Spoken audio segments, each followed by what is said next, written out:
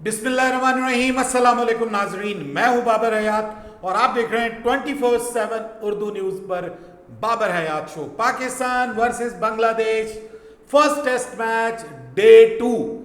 पाकिस्तान ने 448 6 विकेटों पे डिक्लेयर किया और मैच के इख्तिताम पर बांग्लादेश ने 27 बनाए बगैर कोई विकेट खोए।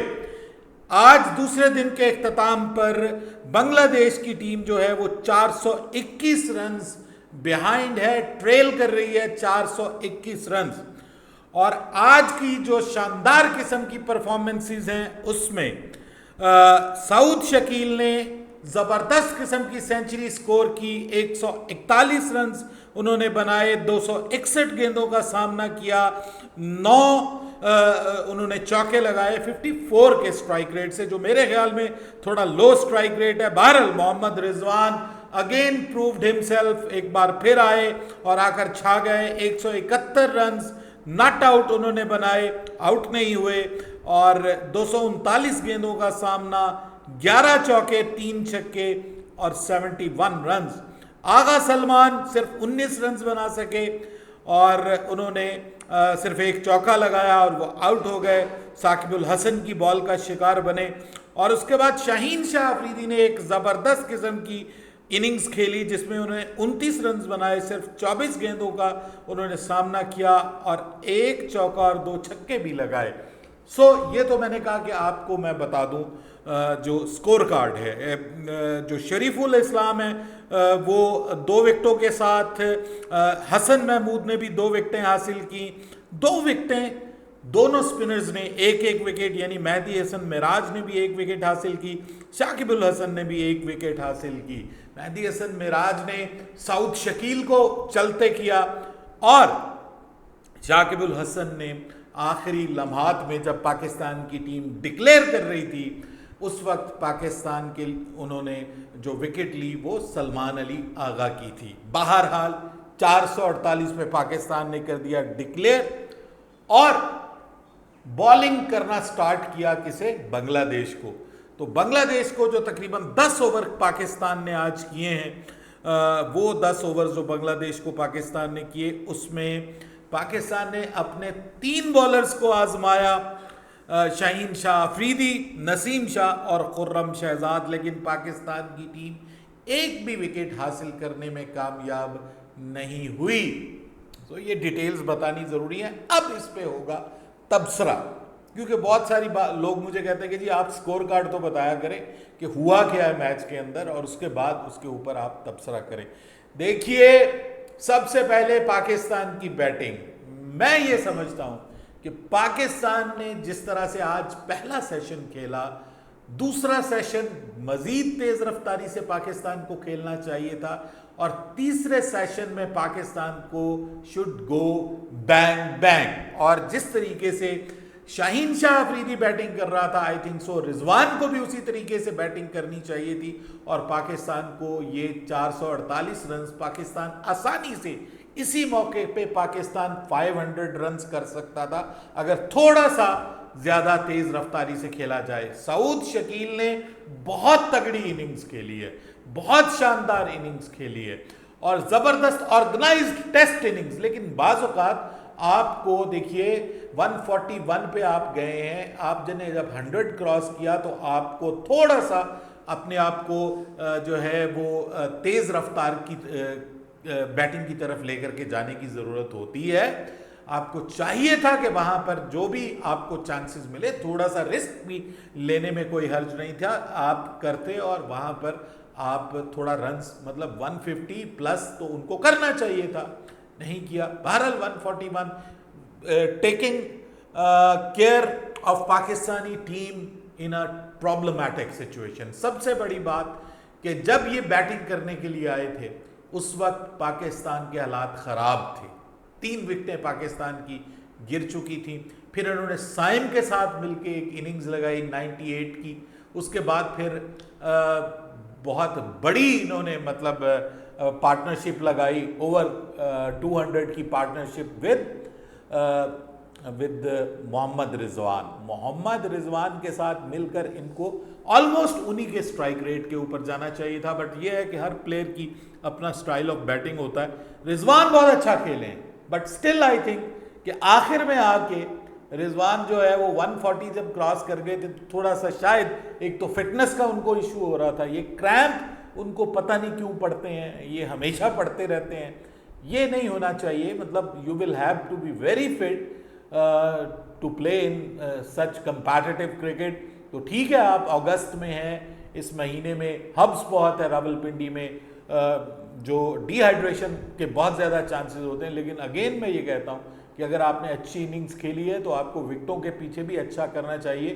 फील ये हो रहा था कि वो शायद कैपेबल नहीं थे इस वक्त विकेट कीपिंग के, जिसकी वजह से सरफराज को आना पड़ा। पाकिस्तान को 500 रन करने चाहिए थे, जिस वक्त में पाकिस्तान ने ये 448 रन किए हैं। अब आ जाएं बॉलिंग के ऊपर। देखिए मोहम्मद जो नसीम शाह हैं, नसीम शाह 1 साल के अरसे के बाद आए हैं, और 1 साल के अरसे के बाद आकर फौरी तौर पर रिदम में आना मुश्किल होता है। शाहीन शाह अफरीदी को बॉल और ज़्यादा आगे फेंकनी चाहिए थी और लाइन और लेंथ का भरपूर इस्तेमाल करना चाहिए था, जो उन्होंने नहीं किया। हालांकि पिच के अंदर स्टिल कुछ ना कुछ था, मौजूद था, कुछ ना कुछ स्पिन फास्ट बॉलर्स के लिए मदद मौजूद थी, लेकिन शाहीन शाह अफरीदी ने भी वो उस तरह की बॉलिंग नहीं की।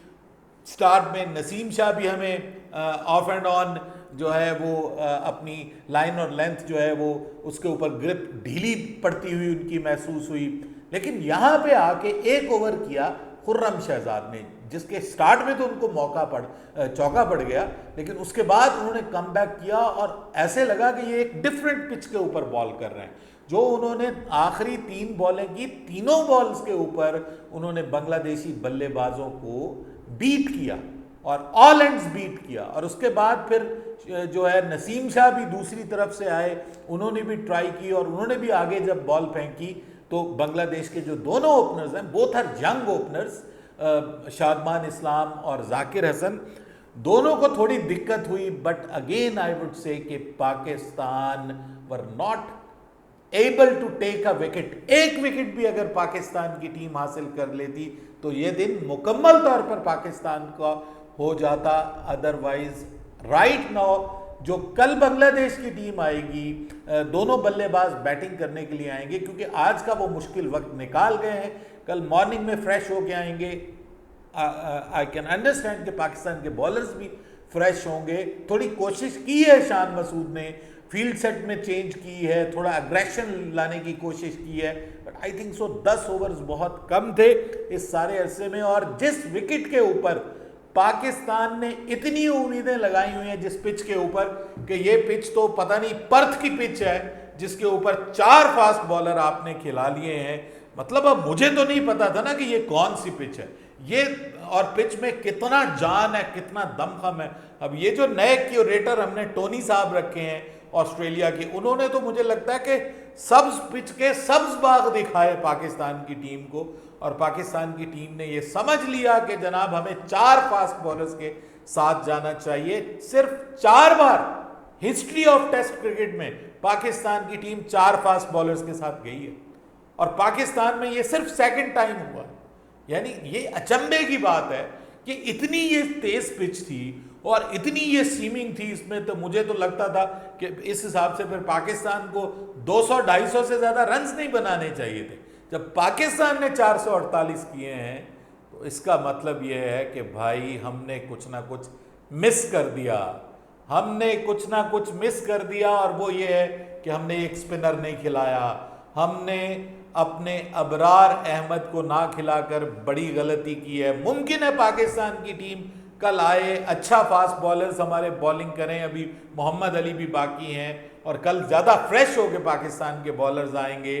सुबह का थोड़ा बहुत मॉइस्चर भी होगा पिच के अंदर, तो देखेंगे कि पाकिस्तान के फास्ट बॉलर्स कैसी बॉलिंग करते हैं। बट राइट नाउ मुझे ये लग रहा है कि एक स्पिनर आपकी टीम में, प्रॉपर स्पिनर होना ज़रूरी था। भले जितनी भी ग्रीन टॉप थी, इतनी ग्रीन टॉप पाकिस्तान में बन नहीं सकती। मैं तो सोच रहा था कि यार ये जो टोनी आया है इसके आने से पता नहीं क्या पिच बदल ही गई है, उसकी फितरत ही बदल गई है। ये वो ग्राउंड है जहां पर फर्स्ट क्लास में 40 विकेटें अबरार अहमद हासिल कर चुका है इस ग्राउंड के ऊपर फर्स्ट क्लास क्रिकेट में। तो भाई 21 फर्स्ट क्लास मैच खेले हैं उसने और 122-23 विकेटें ले चुका है वो। तो इस ग्राउंड के ऊपर उसको ना खिलाना, Pakistan have made a big blunder. इस टेस्ट मैच में आगे चल के पाकिस्तान को ये महसूस होगा, ठीक है हमारे पास सलमान अली आगा है, हमारे पास सऊद शकील है, हमारे पास इवन साइम अयूब की ऑप्शन मौजूद है, लेकिन भाइयों ये जो प्रॉब्लम है ये पाकिस्तान के गले पड़ेगा। प्रॉब्लम पाकिस्तान को स्पिन बॉलिंग से होगा, ये मैंने आज इससे जज किया है। और still there is lot of time in the test match remaining, बहुत टाइम पड़ा, लेकिन पाकिस्तान को 20 विकेटें हासिल करनी है इस मैच को जीतने के लिए। और आज आपने 10 ओवर में 1 विकेट हासिल नहीं कर पाए आप, और आपके बॉलर्स को पिच से उस किस्म की कोई एक्स्ट्रा ऑर्डिनरी, जिसको आप कहते हैं कि मुबालगा आराई की हद तक कोई मदद भी नहीं मिल रही थी कि ये हम कहें कि यार ये पिच बहुत शानदार है, वो बच गए हैं। मतलब को थोड़ी बहुत 8-10 बॉलें ऐसी थी कि जिनके ऊपर दिक्कत हुई है और बॉल जो है वो अंदर चली गई या बाहर चली गई, बॉल ने थोड़ा बहुत किया, बट इट डजंट मीन कि ये कोई बहुत आग का दरिया है और आपको डूब के जाना है और कल के दिन पाकिस्तान की टीम आएगी और तबाही कर देगी। देखिए बांग्लादेश के यंग प्लेयर्स हैं शादमान इस्लाम और दूसरे नंबर पे उनके जाकिर हसन, दोनों को क्रेडिट देना पड़ेगा। 27 रन उन्होंने किए और ये जो मुश्किल पीरियड है उसको उन्होंने संभाल लिया। बांग्लादेश की बैटिंग लाइनअप अच्छी खासी तजुर्बाकार है, उनकी बॉलिंग जो है वो मेरे ख्याल में उतनी तजुर्बाकार नहीं है जितनी उनकी बल्लेबाजी तजुर्बाकार है। और उसमें अब आगे जाके लिथन दास को आप देख लीजिए, आप मुशफिकुर रहीम को देख लीजिए, नजमुल हसन तो नहीं खेल, हाँ नजमुल हसन शांतो जो कप्तान है, महमूदुल हसन जॉय नहीं खेल रहे, नजमुल हसन शांतो जो है वो ज़बरदस्त किस्म का तजुर्बा रखते हैं टेस्ट क्रिकेट का। उसके बाद शाकिबुल हसन हैं, फिर मोमिनुल हक हैं। सो ओवरऑल उनके पास बड़े किस्म के ऐसे प्लेयर हैं जो मुशफिकुर रहीम है ना, वो टिक जाए ना तो वो सारा दिन अकेला ही खेलता रहेगा। आपके पास भी 200 करने वाले अगर है ना तो वहां भी 200 करने वाले मौजूद हैं जो आपकी बॉलिंग का टेस्ट करने जा रहे हैं पाकिस्तान के लिए। तीसरा दिन इस मैच की फेट को डिसाइड करेगा, ये मैं आपको बता रहा हूं। तीसरे दिन पाकिस्तान की टीम अगर उनकी आधी या 6-7 विकेटें पाकिस्तान की टीम लेने में कामयाब होती है तो पाकिस्तान के लिए इस टेस्ट मैच में कुछ ना कुछ है। अब ये भी देखना है कि पाकिस्तान के बॉलर्स रिवर्स स्विंग कैसे करते हैं। थोड़ा सा ड्राई कंडीशन तो है, जब बॉल पुरानी होती है तो राइट नाउ यही लग रहा है कि पुरानी हो के बॉल जो है वो थोड़ी पिलपिली हो जाती है और बल्लेबाजी आसान हो जाती है। पाकिस्तान के केस में तो यही हुआ है, लेकिन वो उनके पास 2 स्पिनर्स थे, एक लेफ्ट आर्म स्पिनर था, एक ऑफ स्पिनर था, और दोनों प्रॉपर स्पिनर हैं। ये नहीं है कि बुरे स्पिनर हैं। एक जो है वो उसने 237 अब 238 विकेटें हो गई हैं आज की जो विकेट है शाकिबुल हसन ने ली, और दूसरे ने भी अच्छी बॉलिंग की है और अपने फास्ट बॉलर्स को उन दोनों ने मिलके सांस दिलाया और पाकिस्तान को बहुत ज़्यादा फ्रीली खेलने का भी मौका नहीं दिया। पाकिस्तानियों ने ट्राई ही नहीं की। मतलब मुझे लगा है कि पाकिस्तान को एक तो 500 से अबव जाने चाहिए थी, दूसरा पाकिस्तान के लिए बड़ा क्वेश्चन मार्क ये है कि 4 fast bowlers not a single spinner, ये आपके गले पड़ सकता है, मसला बन सकता है। हमें सिर्फ सेंचुरीज नहीं करनी कि जी रिजवान ने सेंचुरी कर ली, हमें जनाब वो सऊद शकील बड़ा जबरदस्त छोटा डॉन छा गया। अरे भाई नहीं, हमें ये मैच जीतना है। हमारे पास एक बहुत बड़ा मौका है कि हम वर्ल्ड टेस्ट चैंपियनशिप के फाइनल के लिए क्वालिफाई कर सकें। 9 में से 7 मैच हमने होम ग्राउंड में खेलने हैं जो कि हमें जीतने हैं। Draw is not a good thing for Pakistan, yes it's a good thing for Bangladesh. वो समझेंगे कि हमने जीत लिया अगर हमने पाकिस्तान को डिनाई कर दिया। क्या करने से? मैच जीतने से। Draw is an ultimate win for Bangladesh. लेकिन यहां पे मुझे पाकिस्तान की जो फास्ट बॉलिंग है उसका बहुत बड़ा इम्तिहान है, शान मसूद की कप्तानी का बहुत बड़ा इम्तिहान है कि कल का दिन पाकिस्तान किस तरह से उनकी विकेटें गिराता है। अगर पाकिस्तान 250 से 300 के दरमियान भी पाकिस्तान की टीम उनको आउट करने में कामयाब हो जाती है और 140-50 के राउंड अबाउट पाकिस्तान की लीड होती है, only in that case Pakistan can win this match. Otherwise चौथी इनिंग्स में आप क्या करेंगे? विकेट तो डिटेरिएट नहीं हो रही उस तरह से, विकेट अपनी जगह पे कायम होती हुई नजर आ रही है। तो इसका मतलब यह है कि चौथी इनिंग्स में फास्ट बॉलर्स के लिए मदद और कम हो जाएगी। कल के दिन में फास्ट बॉलर्स को स्टार्ट में मदद मिली है, उसके बाद आप देख लें कि आज वहां पे उनको विकेटें ही नहीं मिली। स्पिनर्स जो है वो विकेटें ले रहे हैं, और यहां पे आप देखिए कि पाकिस्तान को भी आज विकेट नहीं मिली फास्ट बॉलर्स को। तो स्पिनर्स को हम मिस कर रहेंगे इस टेस्ट मैच में, खासतौर पे पाकिस्तान की तरफ से। ये मुझे लगता है चौथी इनिंग्स में जाके तो वाकई स्पिन जो है वो कुछ ना कुछ असर कर सकती थी।